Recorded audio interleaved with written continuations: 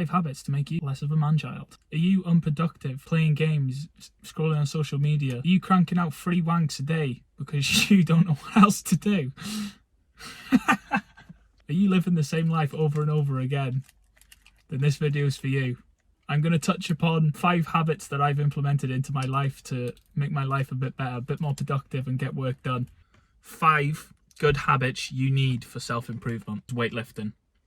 This, for me, this is where it all started, and I could imagine this is where a lot of you are going to be starting. It's a very good first habit to get into because you can progressively overload and you can take this key skill into other parts of your life, like relationships, work, focus. It also got me to be confident, got me to think positively, be confident in myself, in my actions. The main thing it taught me was to take risks, because when you first start going to the gym, you don't know what you're doing. You don't have a clue what you're doing. Being scared of not looking right, not doing the exercises right. You go in there with all this anxious thought going through your mind, not knowing what you're doing, not really knowing how to do the exercises properly.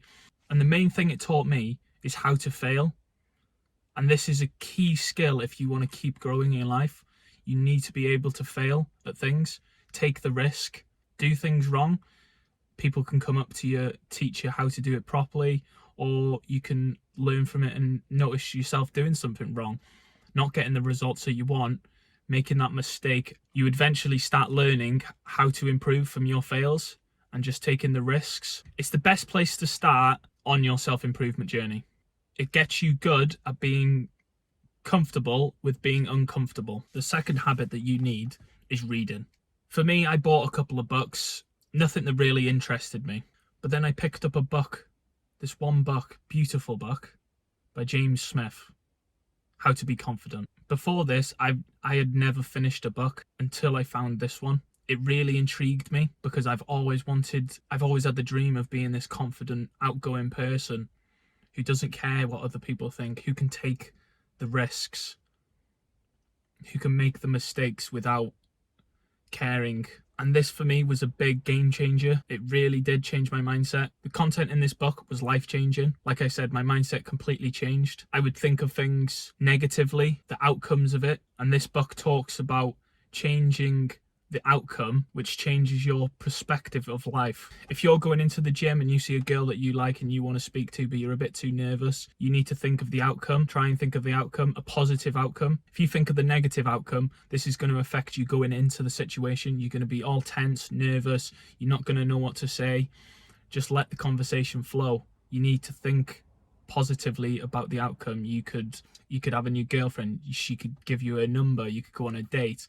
Think of the positive outcomes that could happen. Reading for me was always a struggle. In school, I would never like reading. When you get called to read out loud, my anxiety would go off. I would stutter on words like and, but. I could not speak. I spoke like a robot. I was like, and the, I was proper tripping over my words. The more you do something, the more it will improve. This is an area for me where I was really struggling and lacking. I could not read to save my life. Now I can just flow sentences straight together, reading paragraphs, word after word, and it just flows nice and easily. Also, it comes in with learning, especially with this self-improvement. And if you're reading books on what you want to learn, what you're interested in, it makes the books a lot easier to read. You're not as bored because you're interested in the subject. You're learning stuff. All I want to do is learn. I make sure to read at least 10 pages a day. That is my goal. If I overdo it, then brilliant. The next key habit to have, number 3, is meditation. I've always heard about meditation. I've always heard it was a good practice to do, but I never really got the true benefits of it. I didn't understand what the benefits were. I didn't really read about it. I just heard about it. I tried a few times with meditation and I couldn't really stick to it. My mind would always wander, and after a minute I would turn YouTube off, turn the app off, and just that's it. I'd do about a minute a day and I couldn't even do that. And that is a clear sign that you need to start meditation. It keeps your mind focused on one subject. It brings your attention back to the present moment, what you're doing in the moment, whether you're in the gym reading. And for me, this was a big game changer for reading. I would meditate for 10 minutes before reading, and then I was in the present moment. I would absorb more information from the book. I could take a lot more information in because I was in the present moment. I was reading. I could take all that information that was in that book. It would make my learning a lot more significant. The moment for me, I had to spend a Saturday on my own. And it wasn't just any Saturday, it was a bonfire night. Everyone I knew, everyone that I would go out with usually had plans. So I had no plans this night. I was on my own. And to be honest, I was quite happy with being on my own. I wanted a weekend on myself. I would go and spend some time in nature. And this was about 7 o'clock at night. I went up and sat in my car with no music on.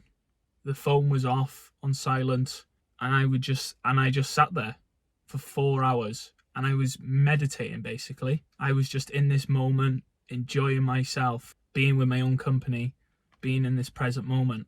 At first, I was like, oh, this is pretty sad, I'm on my own. But then my mind all of a sudden just cleared. I could think clearly. For me, my mind wanders a lot. I can't keep my attention on one subject for a very long time.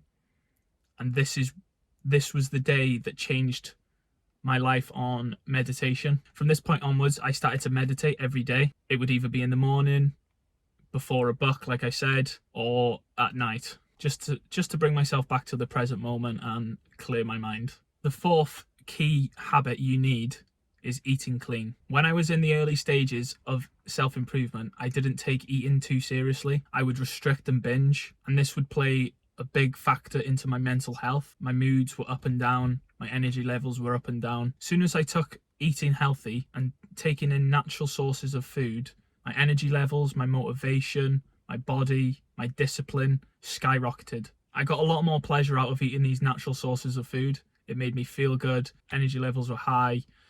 My physique changed massively. It was a really good habit that I got into. I've always struggled with anxiety. I would get anxious at the simplest of situations, like talking to the person behind the till in the shops. Just simple little things like that I would get anxious about. I would depress my emotions. I couldn't be open about my emotions. I was scared. Eating and including all these other habits that I've included in this video played a big role into changing my mindset and my mood. Like I said, my mood stayed level. My energy levels were the same. I wasn't up and down constantly. It played a big part of my life on this self-improvement journey of mine. Discipline. The fifth, and I think most important habit you can have. And you might not think this is a habit, but this is a habit. It's a habit of doing the work when you don't want to do it. Telling yourself you need to do something when you don't feel like it. Being uncomfortable in the moment to be comfortable tomorrow. There's a reason why I left this at the end, because I know this video, I'm not going to be adding all these special effects to keep you interested. This video is going to take discipline just to watch this video all the way until this point. The men that are not serious about this self-improvement journey wouldn't have made it this far. So the people that have made it this far, thank you for listening. You've got a lot of discipline and you're on the right track to going where you want to go. The other people that have clicked on this video and lasted about 1 or 2 minutes, they don't have the attention span.